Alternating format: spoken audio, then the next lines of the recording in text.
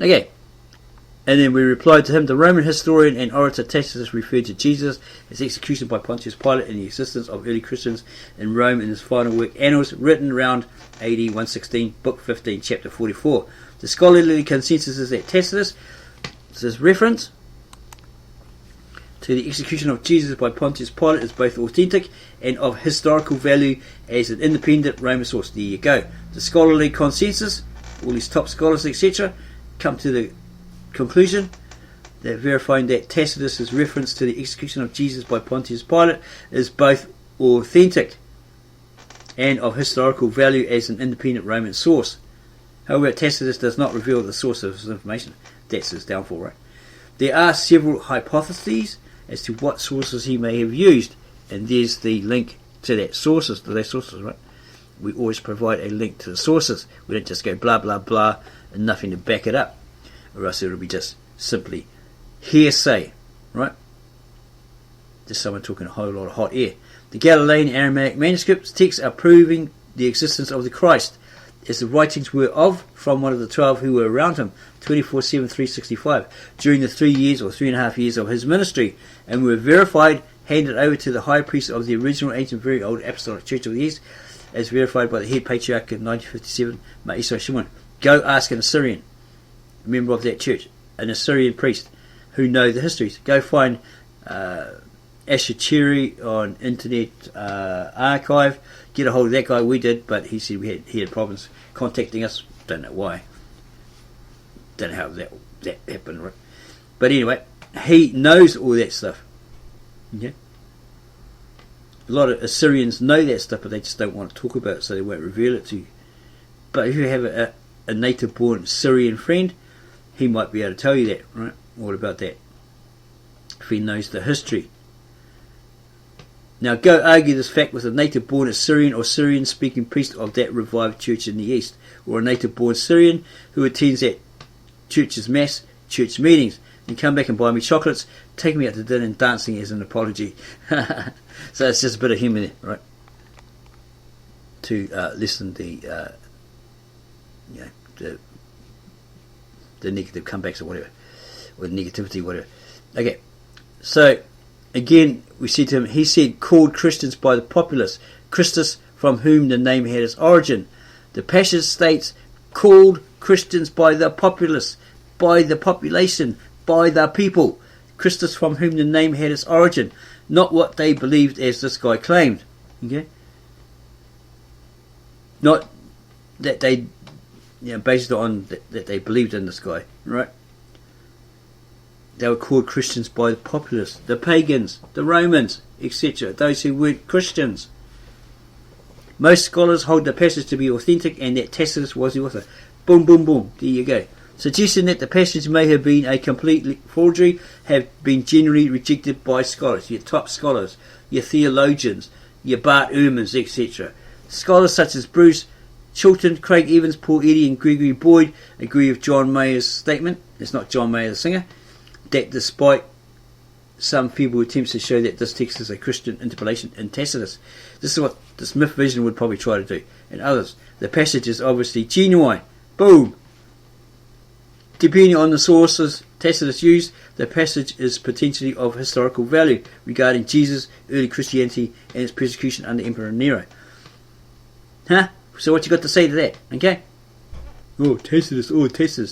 Just read. Depending on the sources Tacitus used, which he doesn't indicate, the passage is potentially of historical value regarding Jesus, early Christianity, and its persecution under Emperor Nero. Regarding Jesus, Van Voorst states that of all Roman writers, Tacitus gives us the most precise information about Christ. Bada bing, bada boom. Okay? And then we replied, and this is probably a really long one, no, it's short, to the same person, the manuscripts or texts were the writings of one of the 12 disciples who had to be literate, right? Possibly Matthew, said to be a tax collector, possibly Greek, the tax collector. So he had to know how to read, write, spell, do addition and other math, who was said to be a Greek, or claimed to be a Greek by others. Peter, James, etc. probably didn't care for literacy or learning Greek, as they were Galilean fishermen by trade and had people to feed. That was their trade. So they went out in their boats with their nets and they caught fish. They had no time for all that.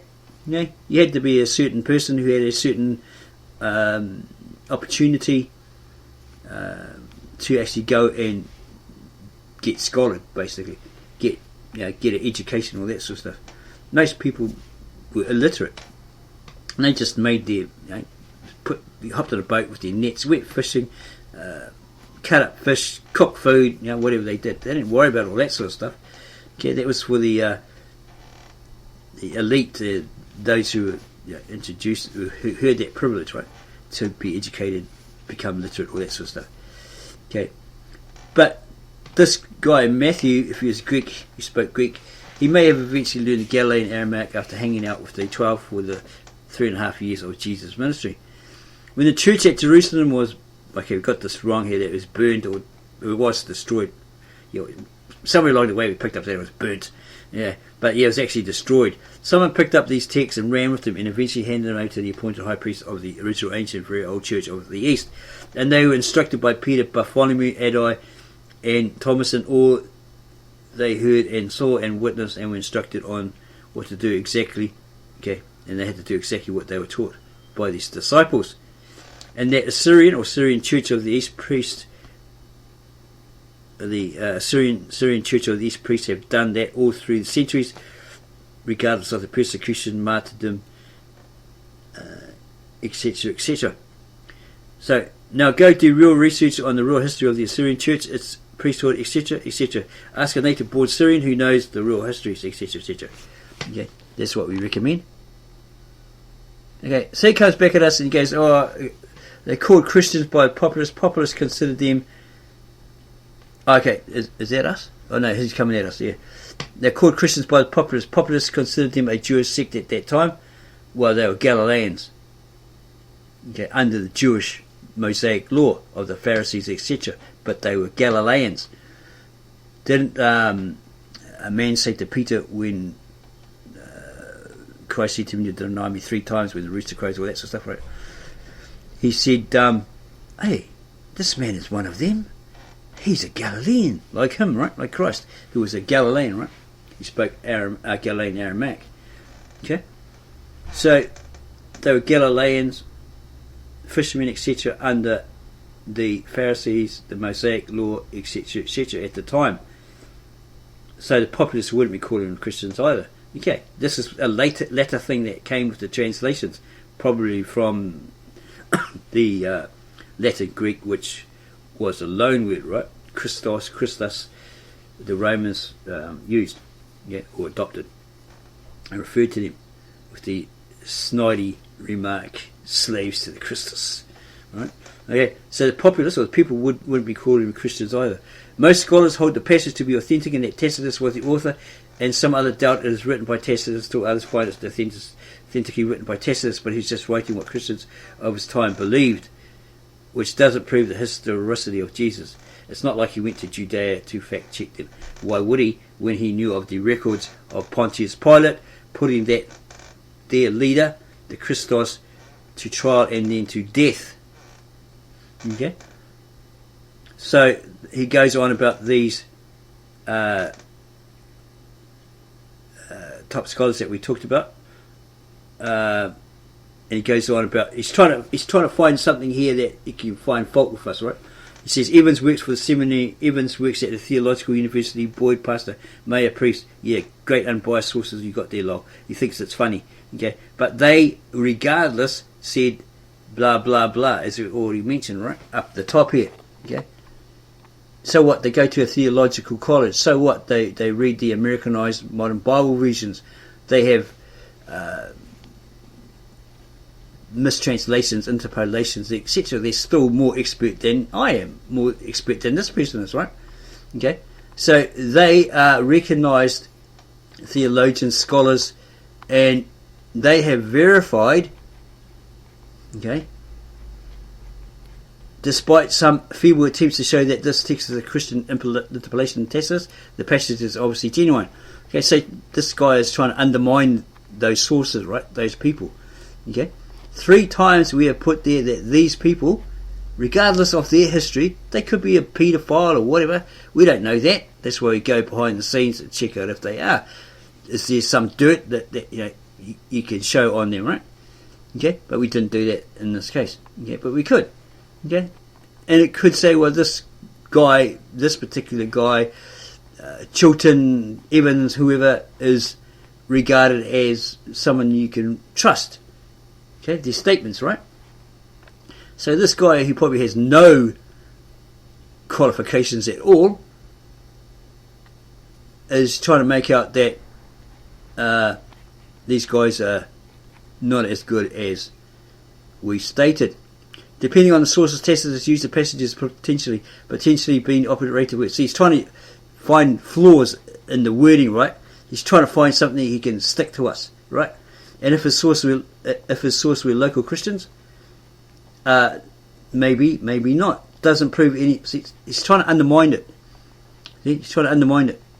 That's what he's trying to do. He's trying to make something stick. Okay. So we come back at him with the manuscripts or texts were the writings of one of the 12 disciples who were literate. Possibly Matthew said to be a text. We already covered that, right? And so forth. Actually, maybe he's coming at us. Yeah. The manuscript or text were the writings of one of the 12 disciples, because this is what we read. So he's trying to use what we produced, what we showed as evidence to undermine us. Okay? Because this guy has a hidden motive. It's so obvious. Okay? You can see it, right?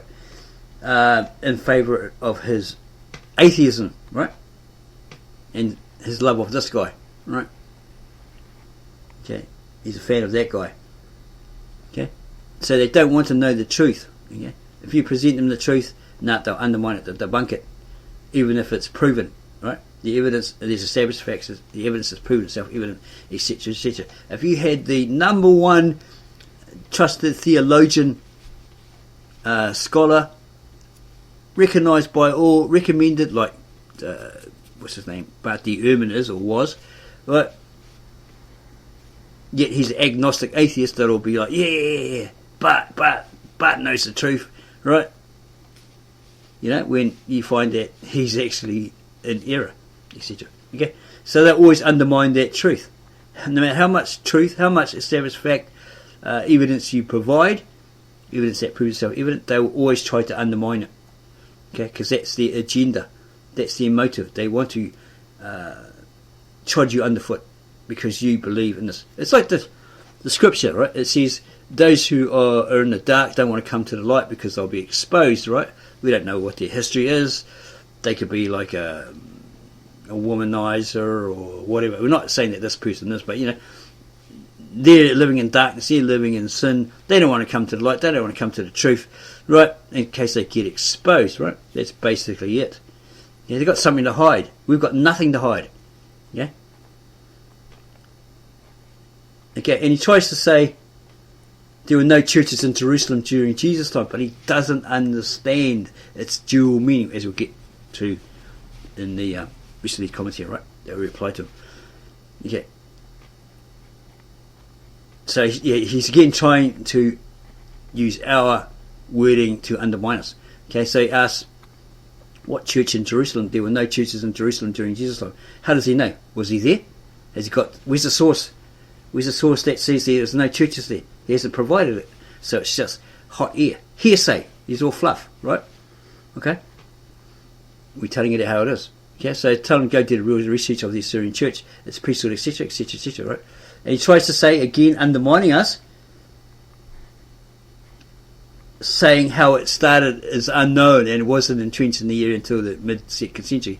Total rubbish, because the live interview, or the video interview of the priest of the Apostolic Church, he details it as follows, right? Okay, so this is a load of rubbish. Okay, this part here, history says how it started is unknown. Rubbish. Okay, it's total fluff. Yeah.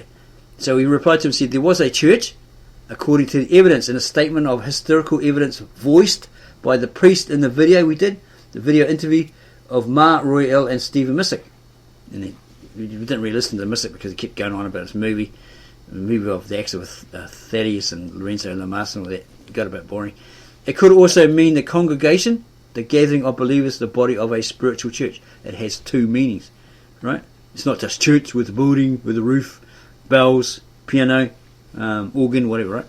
Okay, it's got dual meanings, which also can mean the congregation, the gathering of believers, the body of a spiritual church. This is our understanding, right?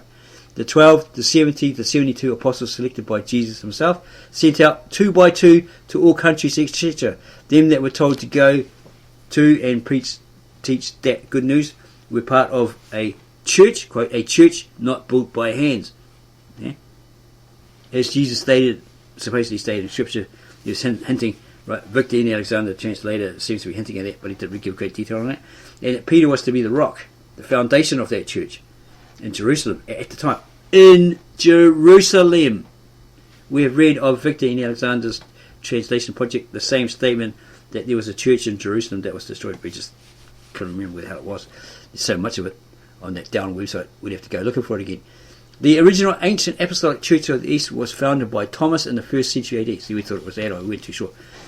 Because you've got different people saying it was Adai, someone else saying it was Thomas, blah, blah, blah. So we finalised that it was Thomas. In the 1st century AD, after Christ had died, was resurrected, ascended to the kingdom of heaven, and left them alone, but with the power of the Holy Spirit. And according to the testimony of former patriarch Mar Isai Shimon, in 1957, the texts that were handed over by the blessed hands of the disciples, i.e. Thomas, or Mar Thoma in the Syrian, were hidden and therefore preserved by the original ancient church of the East for 2,000 years. And the revised version of that church still hold on today. So they got the Eastern Syriac Peshitta and these original ancient Tab Asheric manuscripts, as they were from the day given, handed over by Thomas, had never been translated, altered, or tampered with, or translated into any foreign language. But we found that at some later date, they possibly translated into Koine Greek, which is akin to the Aramaic. So if you translated it into the nearest English equivalent, it would be pretty much the same. Okay, all the rest, nah. Okay, or anything that came after that was just Roman Catholic, originated the Mother Church, and printed and published, put out by the American Bible Society with their pamphlets, which are full of lies. We have a video of Brian with the beard and the glasses who verifies that, because he has done the research. Okay, so these were intact as they were from the day given, handed over by the blessed hands of Mar Thoma or Thomas, never translated until later on, probably into the Koine Greek, altered or translated into any foreign language, as they had no need to, as they spoke the scriptures via their liturgy to their people who came to their church mass. That old Galilean Aramaic, long dead language, so they create a modern vernacular or dialect, this modern Syriac, and they use that, because you can use the root words of that language to translate that old dead language, right? The original ancient, very old, not spoken anymore Aramaic, Galilean Aramaic. Okay, so they're speaking that language, right? They're reading it through their liturgy to the people who attended the church. Okay, their mass, right? Because they're native-born Syrians, you can understand that, and apparently they do incorporate a bit of Arabic in there these days. Okay, so it's exclusively for that church, that apostolic church of the East.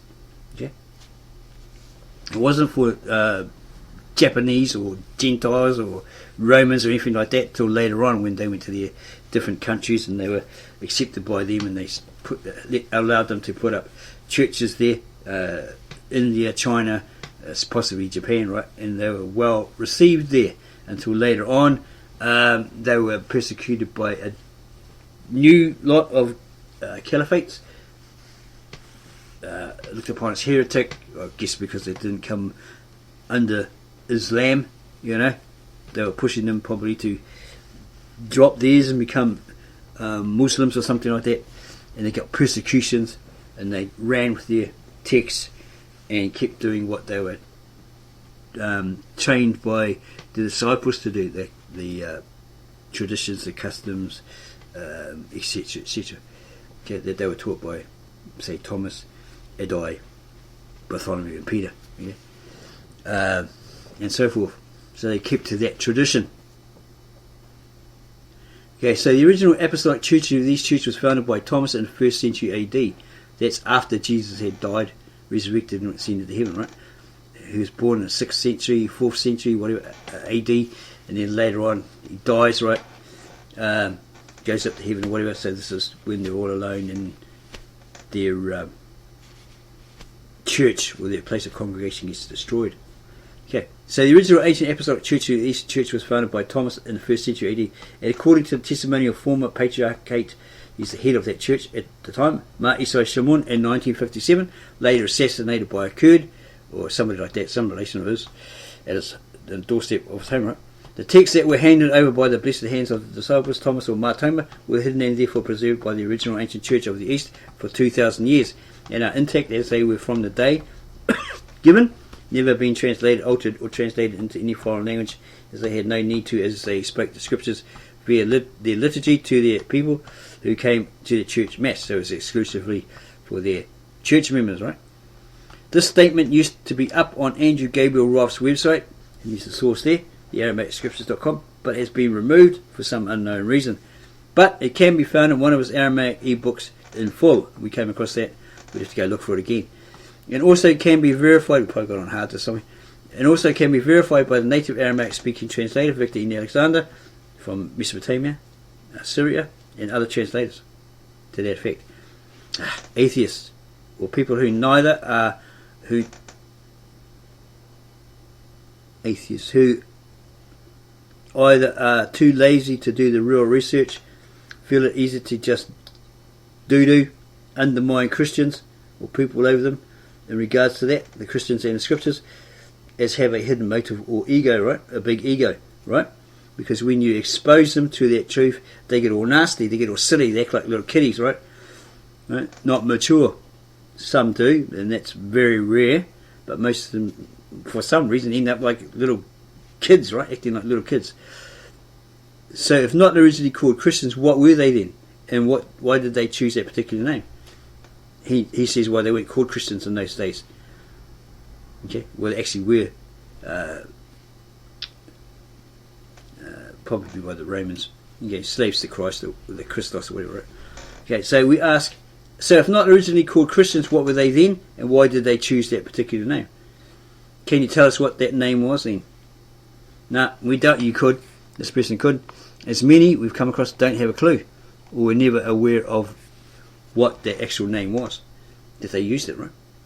We know the name they used, preferred, because we found it through the translation project, the translation of Victor E. Alexander, who speaks many dialects of the Aramaic. A little bit of Norwegian, because he's got a Norwegian wife who starred in Hollywood productions like Star Quest with Burt Ward, all that sort of stuff, right? Christian, Christ. It's got IA there. Do you know what this is? Any idea what that is? Yeah? Tell us about that. What is that? Yeah? Why is it in amongst that word? Right? Christ, E-N. Right? Why is it there? You can't tell us, right? He doesn't know. Probably doesn't know. Christian is the Latin to English name Christus. Christus is a Latin to English name. Christus or Christos used by the Romans, as Tacitus states in his histories as them being those who had as their leader the Christus. Okay? It doesn't say those who believed in the Christus, right? That's total garbage. We have the book. Okay? We have the book of Tacitus. We can verify that to expose this person as a liar. Let us find it. Let us find it. Okay, this is Tacitus, the Annals and the Histories, Britannica Great Books. This is volume 15 or book 15, and we'll just find it to verify that, so you don't think we're full of. Okay, I might need something to see it because it's such damn small writing, right? Here it is. Here it's the Annals, page 168, 44, 15. Is it 15? Yeah, book 15, 43 to 51, page 168, and it says, consequently, to get rid of the report, Nero fastened the guilt and inflicted the most exquisite tortures on a class hated for their abominations, all their blasphemies, their nonsense, because they didn't worship and do the bull's sacrifice, they worshipped the emperor, they refused to do all that sort of stuff, right? Called Christians by the populace. Okay, so it's Nero. This is Tacitus saying about Nero. Called Christians by the populace, or the peoples, right? The population. Christus, from whom the name had its origin, suffered the extreme penalty during the reign of Tiberius at the hands of one of our procurators. This is Tacitus talking. Okay? Pontius Pilatus, and a most mischievous superstition, thus checked for the moment, again broke out not only in Judea, the first source of the evil, but even in Rome, where all things hideous, shameful from every part of the world find their centre and become popular. So these Romans were doing all these dirty things. Okay? That was the place that it was all going down. Right? Orgies, everything. Okay, we recommend the film, but it's very, very pornographic. Yeah, but it's hailed as the most accurate depiction of what Rome was actually like by Bob Guccione. Yeah, you know who that guy is? Founder of Penthouse. He died broke. Billionaire, millionaire, whatever. He died broke, penniless. Yeah. So that's what Nero did. He fastened the guilt of Rome being burnt upon he inflicted the most exquisite tortures on a class hated for the abominations called Christians by the populace. Christus, from whom the name had its origin, suffered the extreme penalty during the reign of Tiberius at the hands of one of our procurators, Pontius Pilate.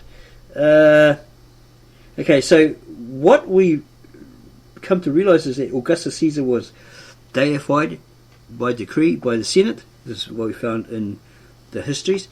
They said you have to be deified, etc., etc. So he ran with it, and he had statues, images of his likeness put up around, and people had to worship it, all this sort of stuff. If they didn't, they were persecuted. Many Christians refused to do that, right? Because they thought they knew better, or they knew better, right? Okay. So that's a word. They've borrowed a loan word, a Greek Latin loan word, a Latin Greek loan word. Okay. And they sneeringly referred to them as slaves to the Christos, or the Christ.